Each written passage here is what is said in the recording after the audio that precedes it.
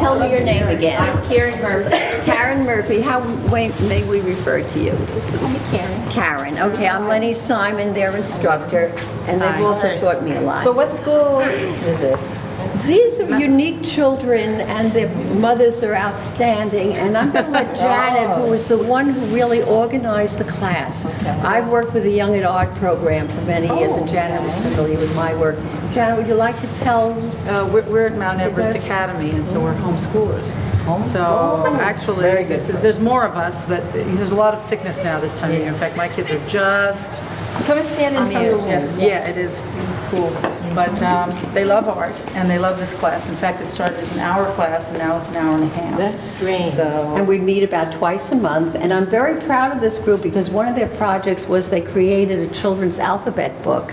oh, And they I had it. alphabet, Yeah. they had 30 copies reproduced, and they brought them to Children's Hospital, which I thought was a wonderful project. Wow, they gave them out as gifts. Yes, they did. And You guys did that? That's amazing. anyway, I'd love you to feel free to go inside, Okay, well, and we're the going to learn docent's going about to tell this you artist about here. Want to see her Faith picture? Ringgold. This is Faith Ringgold, and she was born in the late 30s, and she lived in New York. Who's been to New York? Anybody been to New York? Born in New York. All right. So, And she lived in a place, little section of New York called Harlem. And this is where she got most of her impressions as she was growing up. When she was a little girl, she had asthma, and her mother helped her design little cutouts for materials because her mom used to design dresses for famous people. So during that time, when she had asthma and she couldn't go out and play with other kids, she would cut these little designs out, and we will see what her art has done for her today with that little design pattern. So if you would like to come in, here she's around 17, 18 years old, and this is one of her first self-portraits. Have any of you done a self-portrait? Wow, how'd you like it? Was it nice? it's hard for her to talk. Her throat's a little sore, so. Do any of she's you kinda- remember when you did your very first self-portrait and how you went about it? Do you remember how, do you have any idea? What did you have to do in order to do a you remember? self-portrait?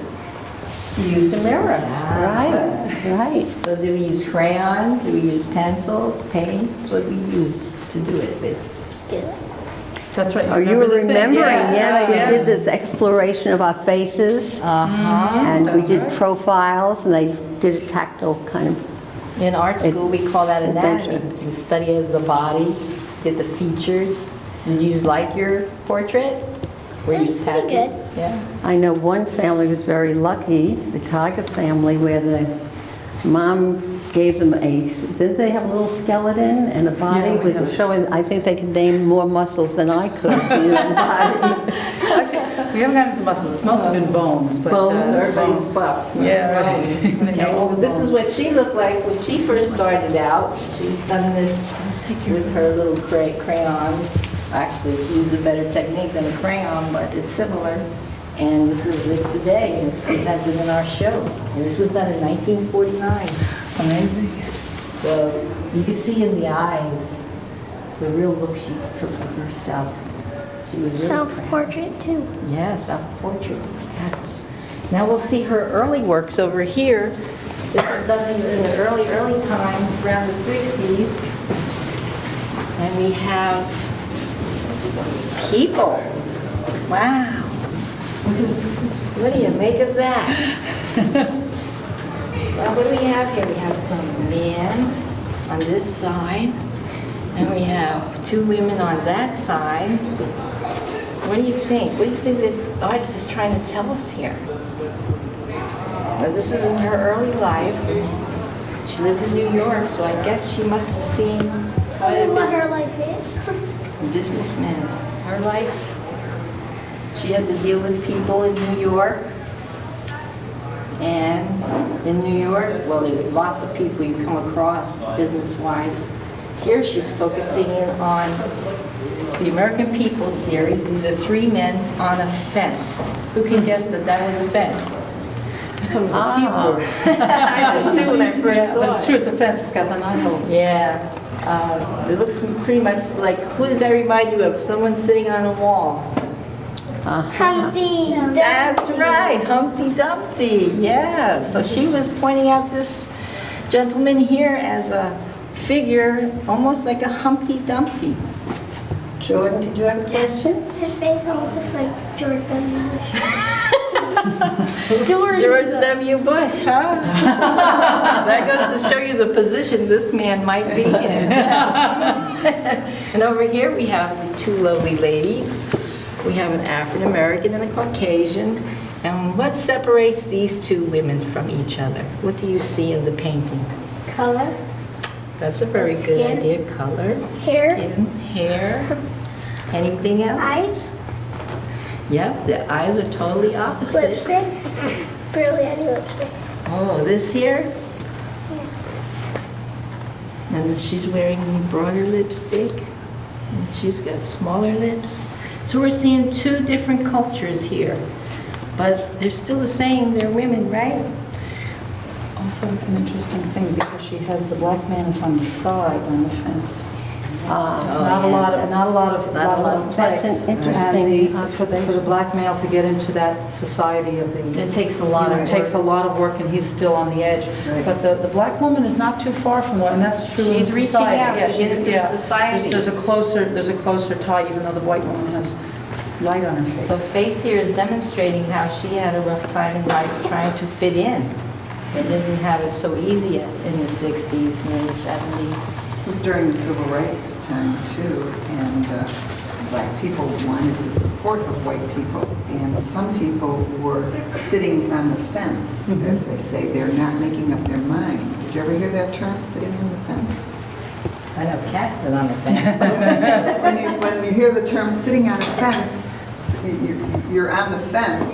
That means that you're not on one side or the other side. You're trying to make up your mind. And the black man on the left is wanting them to get off the fence and come and join them and make up their mind. Help them. One man's on the fence, one man's One there. one man is behind. Yeah, but his hands are still on it. Yeah. His mind. That's right. Yeah, interesting. It was interesting in that when I first told the children that we were coming here, and I mentioned Faith Ringgold, and I also told them that one of the books that she had created was If a Bus Could Talk. And I was delighted that when I asked any of the children if they were familiar with Rosa Parks, there was one young man by the name of Lewis who shared a lot more about Rosa Parks than even I knew. Would you like to recollect some of the things that you shared with the group? Some of the observations, some of the knowledge that you had about this very important woman in American African history, who she was and what it was that she did that was so significant She and was brave. famous for not getting up on the bus because in those days the bus driver had made whites and blacks sit in different parts. So, and if the bus driver could also make blacks stand up so that a white man can sit down in one row, one white man will sit down, so the bus driver makes 3 blacks get up and stand. Now, that was with Rosa Parks. She didn't want to stand because she was tired. She didn't like being bossed around. And the bus driver was a real nasty man, so he called the police, they arrested her, and Rosa Parks went to court. So she, and also, she went to court and she won, but also, after she went to court, no blacks rode the bus. They walked, so the bus drivers were losing money because without the blacks coming to ride on the bus, then the bus would have to get out of. It would drop down. there wouldn't be enough money to pay all the bus drivers. Wow. Do you know what it was that what she was doing at that time, that action that she took? It was Boycott. It was called a boycott, right. That was a way of showing that she objected to something, but doing it in a very civilized manner. And I think she was very brave, and I'm very pleased that you shared that with the Wow, class. he knows his history, doesn't he? Good work. Now we have over here one of the quilts that she's done. And you see here, it's up in a room. Can anybody tell me the name of this kind of a room? A messy room. A messy room? Yeah, it does look pretty messy. There's a lot of things being stored up there. Well, we call it back east an attic. Ah, Houses are built with attics. do you know what part of the house an attic is? Yes. What part of the house, Jordan? Right. That's right, under the that's roof. where everybody throws all their junk. We don't have that out here. No, we don't. It's California space. And cellars also. I have one in my house. You have You one? have an attic? Wow. Do you have anything stored in your attic? Yeah. Is it fun to go up there? Yeah, I used to work for Well, that's what this boy up here is doing. He's browsing through, There's slide down where I can go in there. checking all of that stuff in the attic, and he comes across something. What do you think he came across? When you look into the picture, what do you think he has? What's in his hands? Letter. Yeah, letters. What could those letters possibly be saying? Anybody have an idea? Letters. Yeah, letters. Okay. Well, what he found was a letter that's saying that he was adopted. And he approached his stepmother and asked her about who his real parents are, and he was curious. He wanted to know where he came from and who his real parents are. And as we read, these are the letters that are all written, but she put them, the artist, on the side so you can see the letters that was written that he had found talking about his family and how he became adopted. And that's what this picture is telling us here, and it shows where they're up in the attic and with all that stuff stored, and he finds these letters in the, what do we call this? What would this be called? A chest. A chest. Yeah. So we'll talk more about this one, but let's get to the other. You want to read one of those letters? Later? Okay, you have plenty of time to do that. Now, in the middle here is the full quilt that she had made from these two drawings. These are just drawings to illustrate the work that she did for this little quilt. Well, it's much bigger, but here we have a little picture of it. And we see the influence in these pictures from where she was from. And what would give you that influence? What do you see in these pictures that state she's from New York? The Statue of Liberty. The Statue of Liberty, very good. And what do you notice about the Statue of Liberty in this picture? It's black. It's stone. It's night. It's like, it's gray, And it's huh? holding a flare. Now it's And holding a stone, very baby good, animal. stone, yeah. And what is this here we see? What are these People people? Yeah, what are those people doing? swimming. Swimming, aren't they? You see your little arms and splashing away in the water. And what's this over here? Ship. A ship. And what's that ship? Sinking. Sinking. Yeah, that must They mean must have been something. on that. They must have been. Yeah, that's a story. That's a story that these people must have fallen off of that ship and they're swimming for their lives. Now in this picture, we see, we can see faces much better. And do they look like happy faces? No, they look like drowning faces. Also black. And look at Yeah. that. The fire from the Statue of Liberty is causing that ship to fire, so they all jumped off and are in the water. Wow, that's very good. Anybody else can tell us what the story is saying? Did you notice anything about this Statue of Liberty? What's different about this Statue of Liberty compared It's green. to this one? Yes. It has a baby in the end. Oh, yeah, this Statue of Liberty doesn't have a baby, but this one does. Would someone like to read the title of the picture? Can you read the cursive down below? Let me see. Came to We came, We came to, can't see it. That's an A. Irene, can you? We came to, Very good, he got it, we America. came to Came to America. I America. couldn't see how she wrote it. February 15th, 98. Yeah, we see here that the artist has shown people of Native African American descent coming to America. And what do you think they came to America for? What would be here in America that would interest them if they'd want to come here and live? Freedom. Freedom. Very good, very good. But have these people really gotten freedom? Or are they still, There's still, people still hate them. why is that? Because they're black, that's pretty much. That's People pretty hate much. other people just because of the way they look, their beliefs. They don't know you. They don't know if you're good or bad. Yeah, that's true, that's very true. Things like that do happen.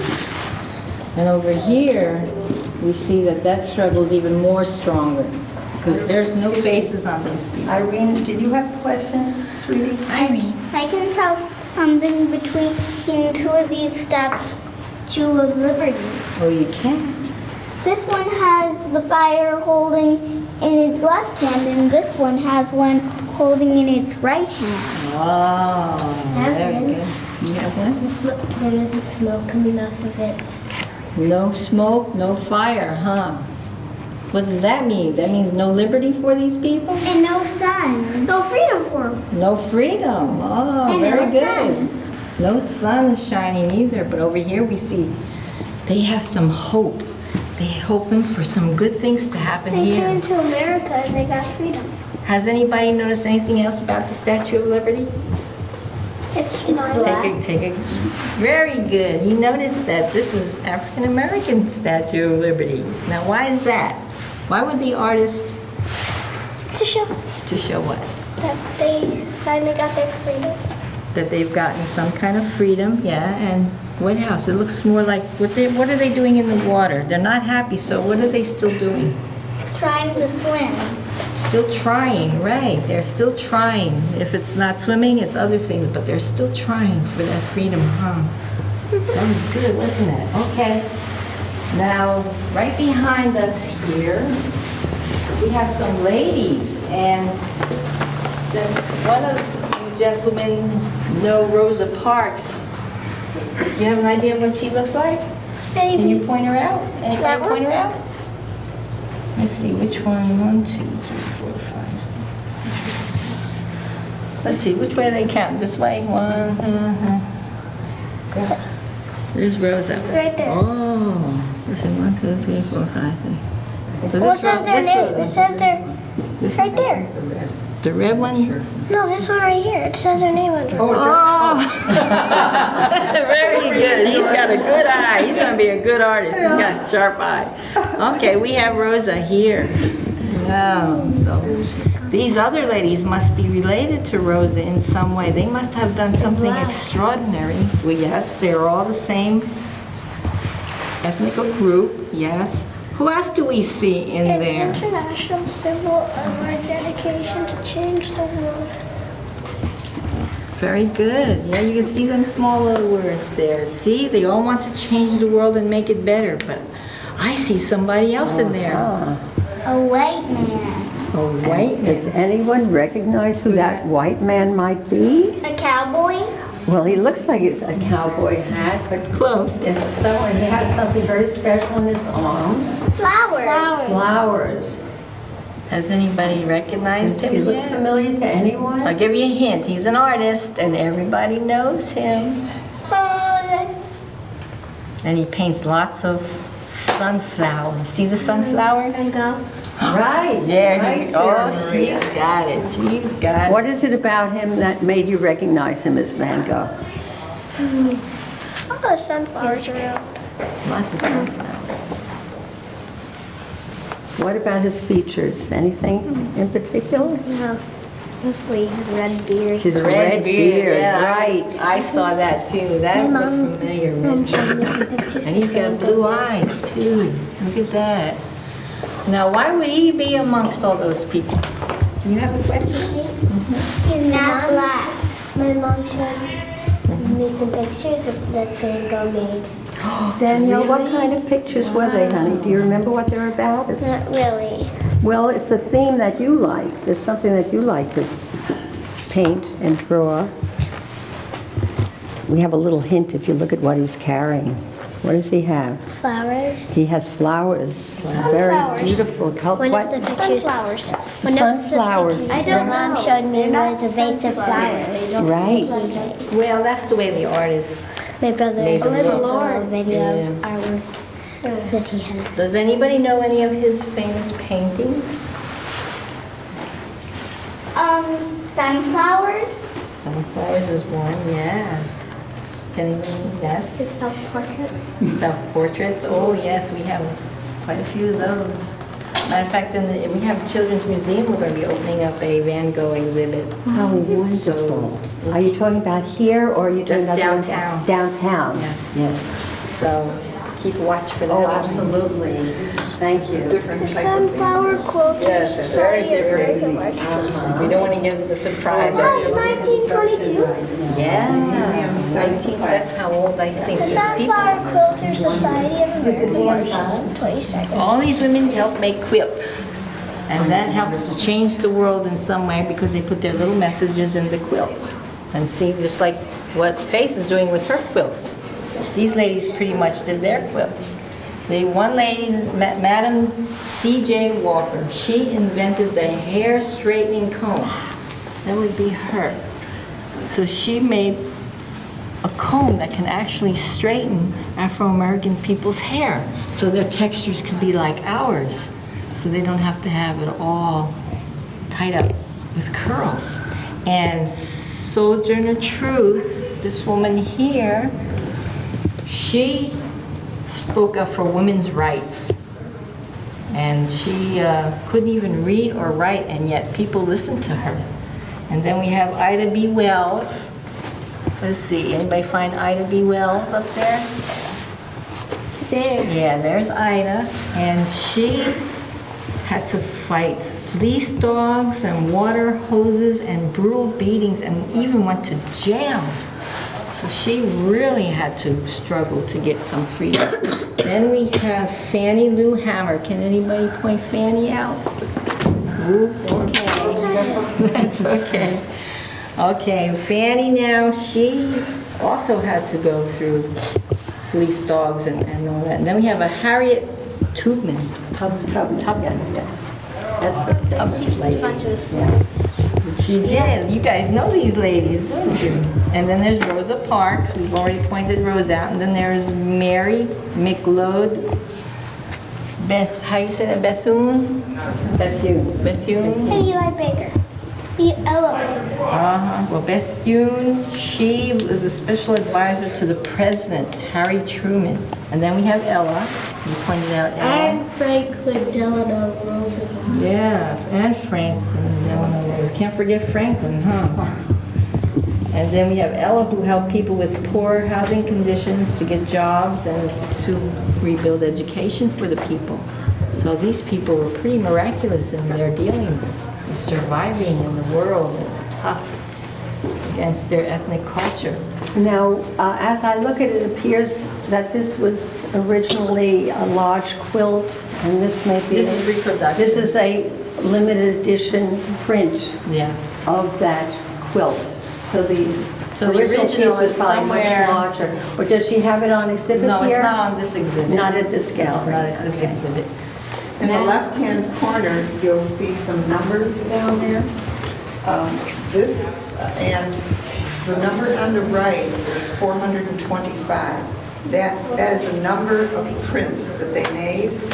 And number 20, this is the 20th print of all the 425 prints that they made. Now, our children have had some experience in that they've recently worked on designing their own calendar. Oh. And they're having those pictures, which are nice, reproduced. Wow. And so they're done in multiples, so more people can enjoy those Did pictures. they do the artwork? Of course they do the artwork. Oh, I would love to see Little that. artists. These are, wow, looks like a party. Abby? Dancing? Dancing? Square dancing? Square dancing, huh? Oh, I don't know if it's square dancing. They're dancing on squares, but...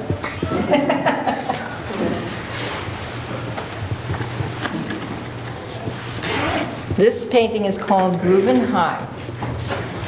Bebop and hip hop and all the jazz music that came out from the 30s and 40s and 50s. Yes. He looks like he's sad. Oh, she does. Maybe she's just slow dancing. Doesn't it look like she's slow dancing? I can't tell. I don't see her face. What else do you notice about this painting? They're all blacks. Yeah, this is their culture. They're demonstrating of what they do for entertainment and music. They want to be known for their music. Yeah. We see a lot of rap music now, right? Their Afro-American brothers and sisters making good headway with music like that. You guys like rap music? Yeah, kind of. Kind of? How about you? You like rap music? Little? This is an earlier kind of music in this picture. Ragtime, I think, was the Yeah, kind of music that I You like that? most enjoyed, yes. Yes. What do you see? Look, the girls are kicking their legs up. Oh yeah, they're bebopping, huh? Kicking them legs up and swinging, having a good time, aren't they? Wow. May I ask you, please, because I'm so excited, about this series representing works toward a book, because a lot of the children have been doing work that I'm so impressed with, and I'm trying to encourage them to do their own books eventually. We carry that book. So I thought it would be nice to have you illustrations. Yes, give them some idea as to how she went about it and how Okay. it evolved. Okay, well, Mrs. Ringgold, she combines autobiography with fantasy, and she writes stories about children, and she writes stories about their legacy or their family background, what they have inherited through their life. And this is about a boy who was just around his house, and some little bird flew in to help him find the background and history of his family. So as we travel down to the line, we see stories coming about how this little bird is helping this boy to understand where he came from, where his family's from. And he sees that there's a history. Can anybody tell me this image or this image with cobblestone streets could be? Does that look like America? No. No. No, it's like Paris, and it says Paris. There it is. It's Paris, isn't it? So we see that some of this family hereditary involvement belongs with someone coming from France. By the way, I want to mention to you that Faith Ringgold lived in France in her younger years, and I know it's been said that if you're going to be writing, it's a good idea to write about what you know and what you're familiar with. The things in your life. So she's sharing a lot of her experiences Things in her through life. the story. Where the family got separated somehow, and we see the father here. He's in the army now. Yeah, World War I, right? Your Dad was in World War II. really, granddad? Wow, World War II. Wow. Does anyone recognize this very famous Famous painting? Yes. You know who it is? Everybody knows that. Sarah Marie, would you recognize this lady? Do you remember her name? Big smile on her face. The Mona Lisa. Yeah. Absolutely No one right. can forget Mona Lisa. The Mona Lisa is in the museum in Paris, and that's her home there. Well, I had gone to Paris during, in 1951. I followed my husband, who was a private, and I said, I may never get to Europe. I'm going. And I went, and what was so interesting, because it was shortly after World War II, the Louvre was not lit. Everything, it was darkened.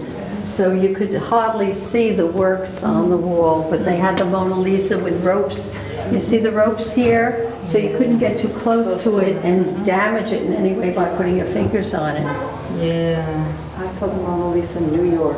We waited 3 hours in the rain. My mom took the three of us, we were little kids, and she said, you have a chance to see the Mona Lisa, you go do it. And we stood in line for 3 hours, and everybody got 5 minutes to look after waiting for 3 hours. And we're all waiting there, sopping wet. And the guard, actually, he said to my mom, I've been watching your kids haven't complained at all.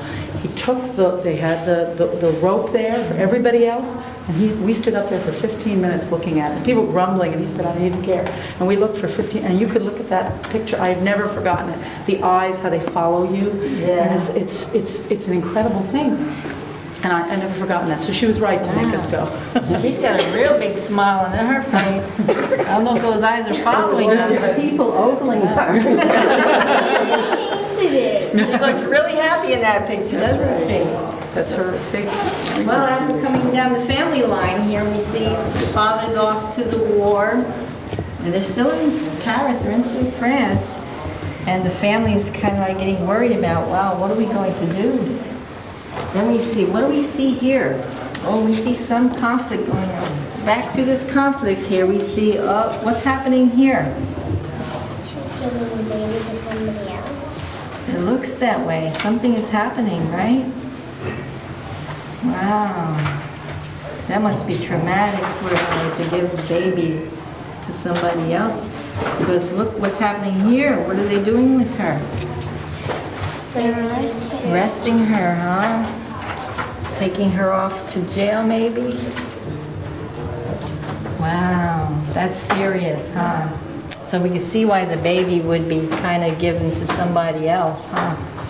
And then we find something else going on up here. What does this look like here? They're trying to find the baby. It looks that way, huh? After the baby must have been lost during the wartime, they're coming to search for the baby again, and what's the ending here? Comes back to his mom. They're joined together, huh? Aren't they?